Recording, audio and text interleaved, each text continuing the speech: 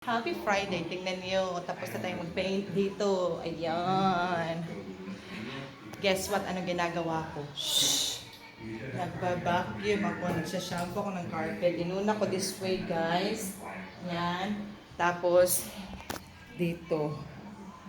Para pag matuyo na siya, dadalhin natin yung mga gamit dito. Tapos, dun naman tayo. Pero si daddy, nagpipaint siya dun. Pakita ko sa inyo anong itsura. Ayan. Nagpipaint siya. Nagpipaint siya sa bathroom naman. Tapos na siya mag-paint dito. Diba? Nilinis na namin to. Tsaka yung blinds. Dito tapos na rin. Ayan. Tapos dito naman sa step, di pa. Ito sa step, di pa tayo tapos dyan. Pero dito sa kwarto, tapos na. Tignan nyo. Linis na ako dito, naka-vacuum ko na rin yan. Na-shampoo ko na rin yan dyan. Tsaka dito, magpupunas-punas na tayo. Update lang yan guys. Pagod na ako pero okay lang laban Japan.